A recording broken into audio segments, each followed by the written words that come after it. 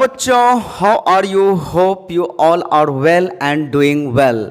जी हाँ बच्चों, आज के वीडियो में मैं आपको समझाने वाला हूँ exercise 5.2 from 10th standard NCERT math book. और इसका ये जो टॉपिक है वो है अर्थमेटिक प्रोग्रेशन, जिसके ऊपर ऑलरेडी 3 वीडियोज़ जो है वो पहले बन चुके हैं, जिसमें मैंने आपको समझाया है कि how we can identify that whether the given series of numbers are in AP और नॉट। और अगर कोई सिचुएशन आपके सामने है तो how can we understand that this situation is in AP। आज के वीडियो में हम लोग बहुत ही इंपॉर्टेंट चीज़ AP का डिस्कस करने वाले हैं, and that is what you know, that is nth term of AP।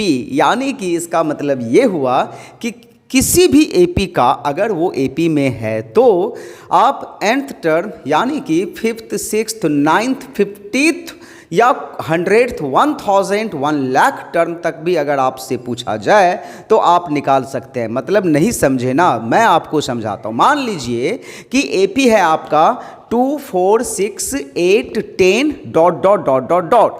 तो 2 हो गया फर्स्ट टर्म, 4 हो गया सेकेंड टर्म, 6 हो गया थर्ड टर्म, 8 हो गया फोर्थ टर्म, 10 हो गया फिफ्थ टर्म। तो फिफ्थ टर्म 10 हो गया। अब अगर मैं आपसे पूछूं कि इसी क्रम में आप निकालिए कि इसका जो 71 टर्म है वो कितना होगा, 500 टर्म कितना होगा। तो ये तो छोटा नंबर्स है। अगर मान लीजिए आपके सामने कोई एक और AP आ जाए जिसमें नंबर्स काफ़ी बड़े हैं तो you will find difficulties in to find the answer. तो आज के वीडियो में, आज के इस सेक्शन में मैं आपको यही फॉर्मूला बताने वाला हूँ कि कैसे हम लोग कोई भी टर्म जो है वो AP का निकाल सकते हैं। बने रहिए वीडियो के साथ। But before we start the video, let me give my introduction that I am Digambar Mishra and you are watching my YouTube channel where your all mathematical concept is going to clear. तो अगर आपने अभी तक subscribe नहीं किया है channel को तो please do subscribe the channel, like the video and don't forget to share the video. So let's start it. तो बच्चों, सबसे पहले मैं आपको वो फॉर्मूला, जो मैजिकल फॉर्मूला है, वो मैं आपको बता ही देता हूं। वो है क्या? Magical formula is nothing, Tn is equal to A plus n minus 1 into D। अगर आपने अभी तक नहीं समझा है कि what is A stand here, what is n का मतलब यहाँ पर क्या होता है, व्हाट इज D हियर, तो मैं आपको एक बार फिर से बता दूँ कि A is nothing, A is the first term of the AP and n is the number of terms and D is the common difference. अब इसी फॉर्मूला से मैं आपको कुछ सवाल जो 5.2 में दिया गया है, एक टेबल आप जो देख रहे हैं, इस टेबल में से कुछ एक सवाल को मैं आपको बना करके दिखाऊंगा। तो ये जो टेबल है, किसी में there are 4, you can see here A, D, N और AN, ये आप यहाँ पर देख सकते हैं। तो ये दिया हुआ है, तो 4 में से 3 आपके पास यहाँ पर मिल जाएंगे हर एक वाले रो में, और एक आपको जो है वो निकालना है। तो सबसे पहले मैं 1 नंबर यहाँ पे आपको करके दिखा रहा हूँ, जिसमें A का वैल्यू 7 दिया हुआ है, D का वैल्यू 3 दिया हुआ है, N का वैल्यू 8 दिया हुआ है और AN पूछ रहा है। तो बच्चों, AN देख करके घबराना नहीं है। AN जो है ना वो TN ही है। तो AN का मतलब भी वही होता है जो TN होता है। तो फॉर्मूला मुझे यही लिखना है, A plus n minus 1 into D, जहाँ पर A का वैल्यू 7, N का वैल्यू 8 माइनस 1 इंटू 3। तो इसका आंसर क्या हो जा रहा है? इसका आंसर हो जा रहा है 7, और 8 में से 1 गया, 7 3 जा 21 28। दैट मीन्स AN का मतलब A8, यानी कि 8वां जो टर्म है वो 28 होगा, राइट। अब चलिए एक और क्वेश्चन को हम लोग समझते हैं। इसी वाले टेबल में से कुछ डिफरेंट मैं लेता हूं।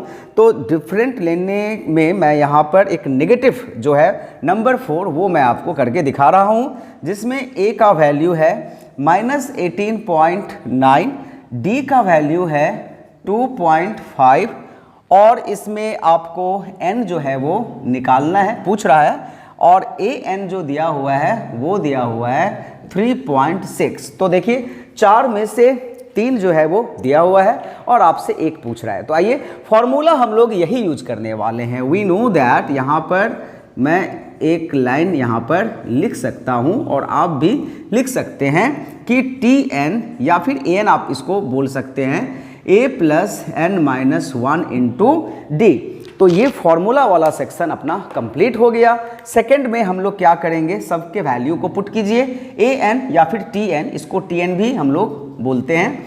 तो 3.6 is equal to what is a here minus 18.9, what is n here, n तो हमें यहाँ पर निकालना ही है, लेकिन d जो है वो दिया हुआ है, क्या दिया हुआ है, 2.5 दिया हुआ है। अब ये इक्वेशन फॉर्म हो चुका है, लीनियर इक्वेशन आप इसे कह सकते हो।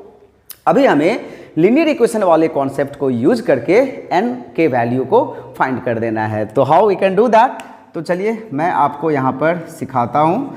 3.6 इज इक्वल टू माइनस 18.9 और आप जब इसको मल्टीप्लाई करोगे तो this will be 2.5n minus 2.5। तो n जो टर्म है 2.5n, इसे मैं क्या कर रहा हूँ, उल्टा कर दे रहा हूँ, ठीक है ना। तो 2.5n को इस तरफ लिख रहे हैं और 18.9 में से 2.5 को अगर आप सब्ट्रैक्ट करोगे तो कितना होगा, 9 में से 5 गया 4, 8 में से 2 गया 6, 16.4। तो ये 16.4, अच्छा ये दोनों माइनस है, तो माइनस है तो ये ऐड हो जाएगा, है ना, ये भी माइनस था और ये भी माइनस था, तो ये दोनों ऐड होगा, सब्ट्रैक्ट नहीं होगा। 9 प्लस 5 14 का 4 कैरीज 1, 8 1 9 प्लस 2 11 का 1 कैरीज 1, ये हो गया है 21.4, राइट, माइनस 21.4, ओके। और 3.6 को हम लोग इस तरफ लिख दे रहे हैं, इसे मैंने क्या किया, रिवर्स कर दिया, उल्टा कर दिया, ठीक है ना। जो RHS था उसे मैंने LHS में लिख दिया और ये जो LHS था इसे RHS में कर दिए, इसीलिए साइन जो है वो यहाँ पर चेंज नहीं हुआ है बच्चों, साइन चेंज नहीं हुआ है।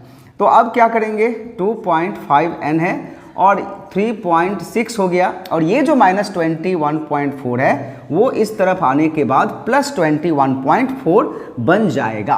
तो 21.4 में 3.6 को अभी ऐड करना है, क्योंकि दोनों का साइन क्या है, पॉजिटिव है, तो ऐड होगा। 6 प्लस 4 10 हो गया और 1 1 2 3 5 हो गया और ये 2 हो गया। तो बच्चों ये जो है ना 25 हो गया है। अभी n का वैल्यू यहाँ पर क्या हो जाएगा, तो मैं यहाँ पे आपको ये स्टेप को यहाँ पर दिखा रहा हूँ, because this section is not visible, this portion is not visible. तो 2.5n इज इक्वल टू है 25। तो यहाँ से जब हम लोग n निकालेंगे तो दिस विल बी 25 अपॉन 2.5, इसको 10 अपॉन 10 से मल्टीप्लाई कर दीजिए, तो ये हो जाएगा 250/25 is equal to 10। So n का वैल्यू हो गया 10। तो आई होप कि ये आपको समझ में आ गया होगा। n का वैल्यू कितना आ गया, n का वैल्यू आ गया 10। तो हो गया ना। तो आज के वीडियो में बस इतना ही, ज़्यादा नहीं मैं आपको समझाऊंगा, ठीक है ना। तो मिलते हैं अगले वीडियो में, आज के लिए बस इतना ही। आप अगर सीख गए हैं तो नेक्स्ट जो सम्स हैं दैट इजिली आप जो है वो समझ जाओगे, right. So that's all for today's class. Thank you everyone for watching the video. मिलते हैं अपने अगले क्लास में एंड अगले वीडियो में। तब तक आप सभी खुश रहिए, स्वस्थ रहिए, प्रैक्टिस करते रहिए और मैथ सीखते रहिए मेरे साथ, that means mathematics by D Mishra के साथ। Bye bye.